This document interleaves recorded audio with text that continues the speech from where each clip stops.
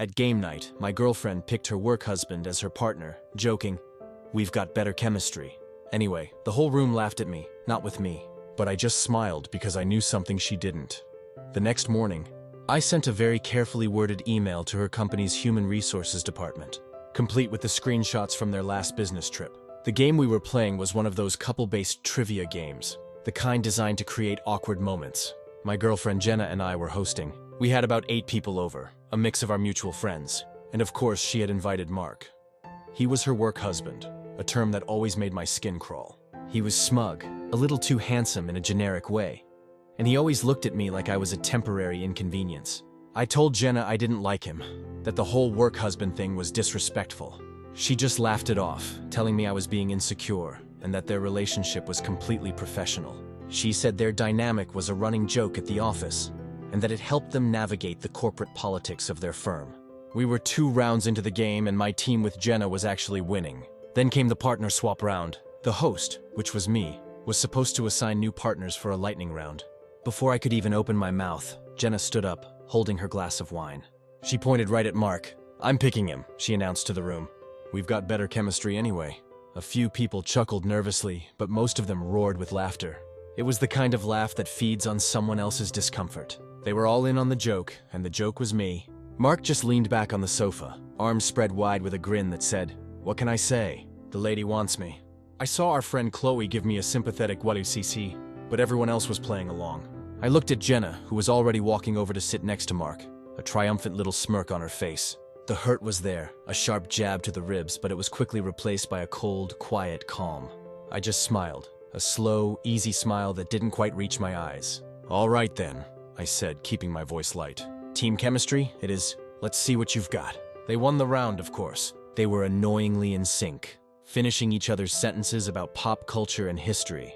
Every correct answer was punctuated with a high five that lingered a little too long or a shared knowing glance. They were performing for an audience, and I was the chump they were putting on a show for. The rest of the night was a blur of me playing the gracious host, while my insides felt like they were slowly turning to ice. When it was all over and people were starting to leave, Jenna was still buzzing. She gave me a quick, dismissive kiss on the cheek. "Wasn't that fun?" she asked, not waiting for an answer. She and Mark had spent the last hour in the corner, heads close together, scrolling on his phone and laughing. After everyone was gone, I cleaned up the kitchen. Jenna went to the bedroom and I could hear her on the phone, her voice low and giggling. I knew she was talking to him. This wasn't new. For the past 6 months, her life had become more and more entangled with Mark's. It started with late nights at the office, then moved to weekend calls to strategize for the upcoming week. 2 weeks ago, they had gone on a 3-day business trip together for a conference. When she came back, she was different, more distant, more dismissive of me. She talked endlessly about the inside jokes from the trip, the great presentation they'd given, the fun they'd had at the hotel bar. I had a gnawing suspicion that it was more than just professional bonding. But I had no proof, just a gut feeling and her increasingly disrespectful behavior. That game night wasn't a mistake or a slip of the tongue. It was a statement. She was showing me and all our friends where I stood. And as I wiped down the last of the counters, I decided I was finally going to listen. I finished cleaning and went into our home office. Sitting on the bookshelf was her old tablet. She hadn't used it in months, ever since she got a new one from work. I had plugged it in a few days ago, thinking I might use it to stream some music. I picked it up. It was still logged into all her accounts, her personal email, her social media. I had never invaded her privacy before, not once in our 3 years together. But that public joke, that laughing dismissal of our relationship, had severed any obligation I felt to extend that courtesy. I told myself I was just looking for confirmation of what I already knew.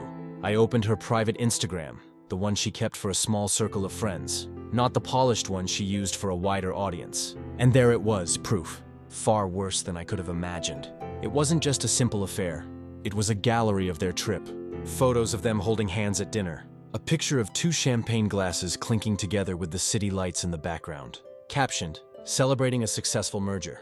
Another one, a selfie of them at a fancy spa wrapped in hotel robes with the caption, "Making the most of this work trip." Hashed conference perks. My blood ran cold. The spa, the champagne, the fancy dinner. I knew for a fact that their company had a strict policy on travel expenses. Employees were given a per diem and a list of approved vendors. That spa was definitely not on the list. I scrolled further.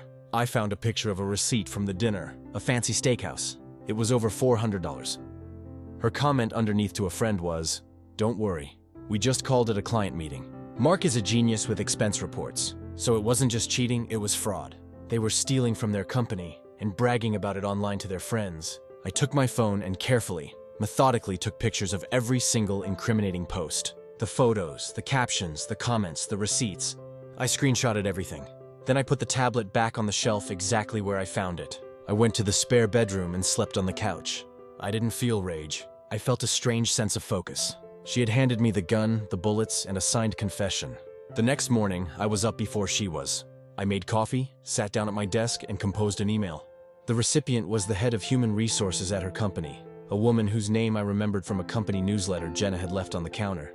I knew their company, a major player in the tech industry, had just spent the last quarter in the news for an executive embezzlement scandal. They were on a massive public relations campaign about their new zero-tolerance policy on ethical violations. I knew they would have to take any credible report of fraud seriously and act swiftly to avoid more bad press. The subject line was simple, regarding the code of conduct and expense policy. The email was polite, professional, and devastating. I introduced myself as Jenna's long-term partner. I explained that I had recently become aware of a potential violation of company policy that I felt obligated to report. I attached the screenshots, all of them, the spa photo, the receipt, her comment about Mark being a genius with expense reports. I wrote that I was deeply concerned that this behavior might reflect poorly on the company's integrity. I ended it by saying I was available to provide more information if needed. I hit send at 8:15 a.m. Jenna came out of the bedroom around 9, looking pleased with herself. She was still riding the high from the night before. "Morning," she said, grabbing a coffee mug. "I'm still laughing about last night. You were such a good sport about it." I didn't answer. I just sipped my coffee and looked at my computer screen. Around 10:30 a.m., I got a text from a friend who works at the same company in a different department. "What the hell is going on in strategy? Rumor is 2 people are getting canned." I didn't reply. The news started to trickle out. By noon, it was confirmed. Another text from my friend read, "Jenna and Mark both walked out by security an hour ago. Laptops, badges, everything confiscated." Holy crap, they had both been fired. With the company already under a microscope for financial misconduct, my evidence was undeniable, and they had no choice but to make an example of them. It was an immediate termination offense, no warning, no severance. Jenna got home around 1 in the afternoon. I knew the exact moment she arrived because I heard her key slam into the lock, followed by the door flying open. She was pale, her eyes wild with a mixture of panic and fury. She was holding a cardboard box with a few saddle-looking desk plants and a framed picture. "You!" she screamed, pointing a shaking finger at me. "You did this? How could you?" I kept my voice calm. "I have no idea what you're talking about." "Don't lie to me," she shrieked. "Mark and I were fired." "Fired?" "They said an anonymous tip came in about our trip. It had to be you. You're the only one who would do something so hateful." I just looked at her. "So, you're saying there was something on that trip to report? Something that would get you fired?" Her face crumpled. She knew she had no ground to stand on. The anger dissolved into desperate tears. "It was a mistake. We were just having fun. You've ruined my life. My career is over." "You did that," I said, my voice still quiet. "You and Mark, you cheated and you stole from your company. I just made sure the right people were aware of it. Now, you need to pack your things." She stopped crying and a look of pure, unadulterated arrogance washed over her face. She actually scoffed, a short, sharp, dismissive sound. "Pack my things. Don't be ridiculous. I'm not going anywhere." And even if I was, I wouldn't be in trouble for long. She crossed her arms, a smug little smile returning. "He'll take me in." "Will he?" I asked. "Of course he will," she said, brimming with confidence. "Unlike you, he actually cares about me. We have a real connection. We have chemistry." She pulled out her phone and dialed his number, putting it on speakerphone to make a point. She wanted me to hear him ride to her rescue. He answered on the second ring, his voice tight with panic. "Jenna, what the hell is going on? My keycard for the garage isn't working." "They fired us, Mark," she said, her voice dropping into a dramatic damsel in distressed tone. "They fired us both. That monster reported us." There was a long silence on his end. "Reported us for what?" he asked, his voice suddenly wary. "The trip, the expenses? I don't know. Listen, it doesn't matter. I need you to come get me. He's kicking me out." Another pause, longer this time. When he finally spoke, his voice was cold. "How would he know about the expenses, Jenna? The only way he would know is if he saw those stupid pictures you posted. I told you to keep that stuff off the internet." "I did," she insisted.